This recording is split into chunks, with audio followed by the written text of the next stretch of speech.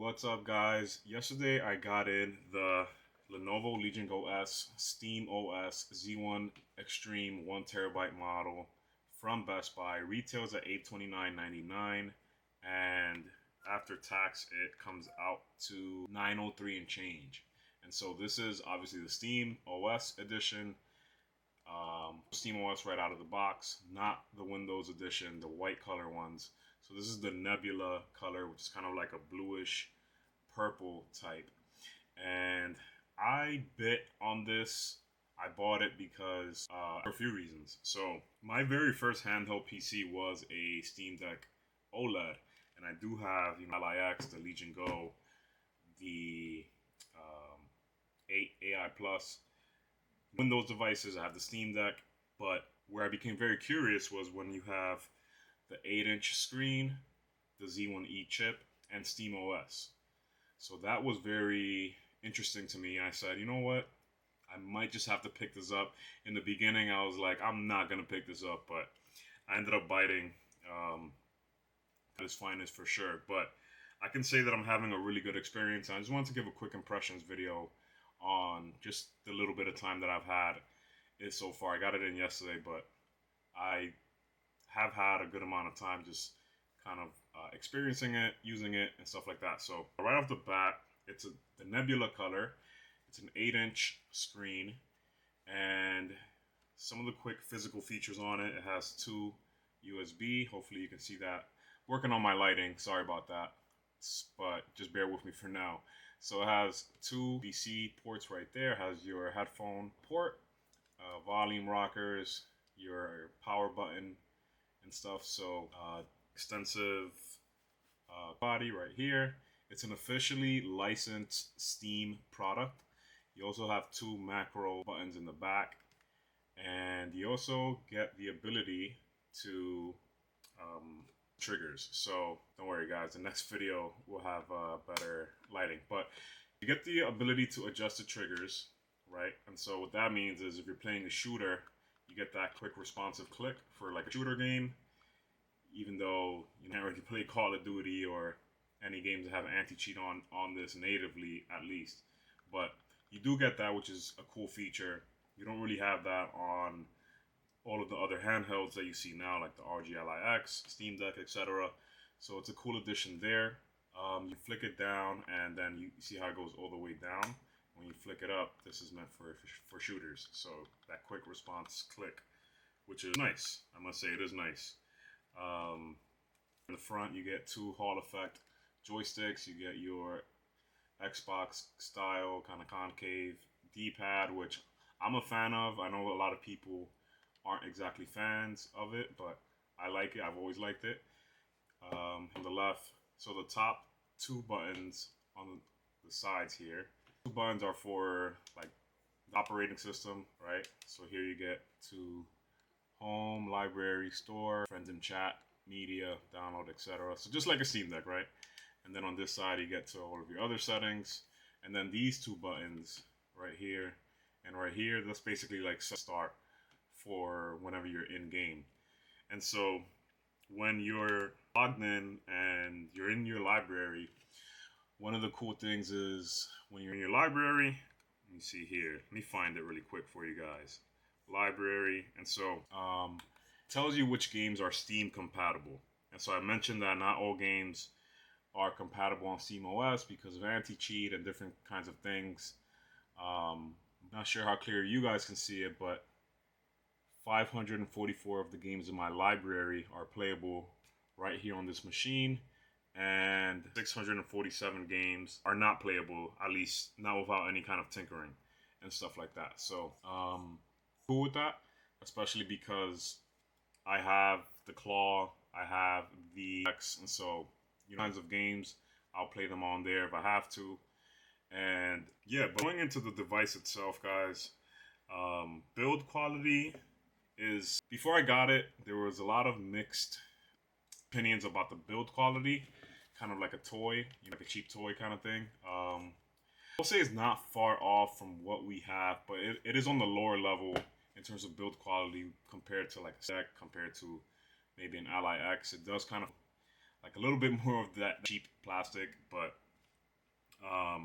Buttons feel good. These buttons feel kind of cheap. Let's see if you guys can. These are kind of clicky buttons. Fine, right? The Hall Effect joysticks are nice addition there. Even the Ally X doesn't even have that. So, um, just in terms of the form factor, right? Like the thing is actually really comfortable. Nailed it, in my opinion. If you have bigger hands, then you're gonna have a nice time using this and playing with it. It is very comfortable for somebody like myself who has bigger hands. I did see somebody leave a review on Best Buy's website saying that they returned it because they have small hands. So something to consider if you have smaller hands. May not be for you. And I'll be honest, I do kind of hold this sometimes, and I do feel like I have to get used to it, even though it is very comfortable. It's kind of confusing to describe, but when you're holding it for a while, and if you have the Legion Go S, you can chime in on this. You know what you think about the grips and just the ergonomics of it, but overall, I definitely give it a nice, at least an 8.5 out of 10. Now, comes with 1 TB, so I'm installing a lot of my games, and everything seems to install fine and run fine. Let's see here. I'll try and kind of get more content later in a separate video, but again, this has the Z1 Extreme chip, which is what you'll find in the Legion Go, which is what you'll find in the Ally X, the original Ally, and all of the contemporary devices. Yes, the Z2E is coming out this year, but in terms of a SteamOS native out of the box, this is a really nice experience. I know that you can install SteamOS and they have their instructions and all that kind of stuff, but if you're somebody that doesn't really care to boot your handheld PC, to install another OS on it and do those kinds of things, I'm that person because I'm just too busy. I can do that. It's not like foreign to me. I've done stuff like that. I used to hack PSPs in high school, right? Like I used to do all of that kind of stuff, but I just don't have the time. I just don't really care. I just want to pick it up and play. Father, I got kids, guy, stuff like that. And so I just really want to pick this thing up, play 45 minutes to an hour here and there, be able to put it in sleep mode and be on my way. And so kind of in a tangent there, but I did put it in sleep mode by clicking the button, and you can see that the power button flickers when it's in sleep mode. So that tells you that it's in sleep mode, and the battery is, while it is in sleep mode. But this is one of those things that makes it convenient to have SteamOS, right? Like you can't do this on an Ally X. You can't just click this and it goes in mode, right? If you do this in an Ally X, just click the power button, it's gonna go ape shit. Like it might go into sleep mode and it might be a smooth experience, but more often than not, you're gonna click that button, the game is gonna start acting up. All heard about how Windows has it's not the smoothest experience in terms of handheld PCs, and that's because it's not natively made for handheld PCs, which is why they're making the Xbox Ally X, right? So, we're like, why would you get this when the Z2E is coming out? SteamOS on a device like this with a Z1E chip, it's butter, honestly. Like it's fast, it's responsive. I'm loving the experience. I'm not gonna lie. I wasn't even anticipating picking this up, but now that I have it, it's really enjoying it. One of the cons or room for improvements for this is probably the battery. And the battery is a 55 watt hour, whereas more contemporary devices like the Ally X and the Claw, those have 80 watt hours, and those batteries feel like they go on forever, right? Where this, for context, the 80 watt battery can easily go 3, 4, 5 hours with higher settings, where this one you're looking at like 2, 3 hours. You can also adjust the TDP in this, which is something that I'm still kind of to mess with and stuff like that. But that means that you can, not Digital Foundry, but you can basically tinker with how much power it's giving out and how much power it's giving out so that you can give the game just enough power or juice it needs to run while still optimizing the battery on the machine. So once you learn how to do that, it's pretty smooth. So you have Spider-Man 2. So, oh, and the speakers on this thing is really, really good. It's a huge upgrade from the original Lenovo Legion Go. If you have the Lenovo Legion Go, you know that those batteries are completely abysmal and a disgrace. Those are some of the worst speakers on a handheld PC ever, right? They're probably the worst out of them all. And I'm not exaggerating. I'm not trying to shit on the Legion Go. It's true. You can ask anybody that has it. It's the worst battery. It's the worst speaker on a handheld PC. And so I've already went on for a long time, but in a nutshell, who is this for? I would say it's for somebody that enjoys the Steam OS system. If you're coming from a Steam Deck, but you kind of wanted more juice, more horsepower, then this is going to give you that, right?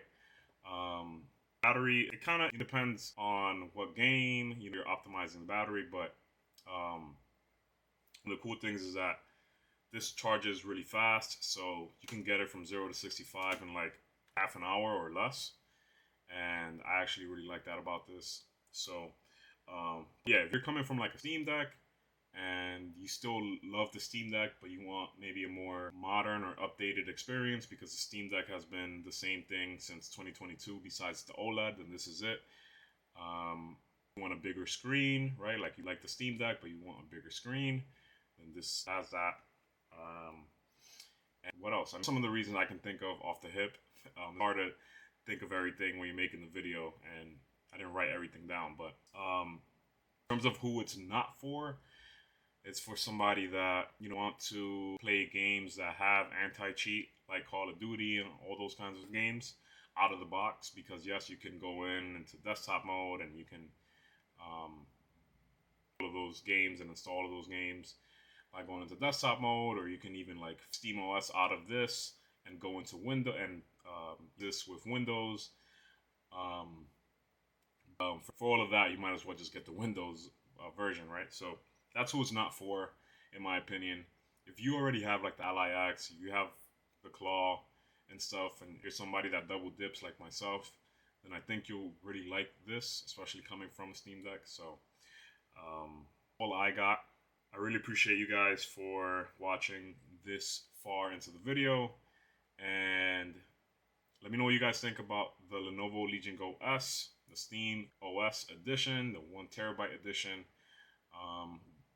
Did not even bother with the Z2E version because I wanted to kind of all in with this and see what the all-in model was about. So I'm loving it so far. Tons of horsepower and really nice ergonomics, really nice screen, and just a refreshed take. And I also forgot to mention that this trackpad is probably one of the worst things on it, and some of the best things on the Steam Deck is these trackpads, and this is what they have to make up for that, or to kind of people that want that. So who it's not for is people that use the trackpad. To mention too that it has these nice kind of grips here, so it's really nice right here when you're holding it. Comfortable grips. And yeah, I know I went on a tangent. I was all over the place, but I hope that this video was valuable for you guys. And again, thank you for watching. Until next time, peace.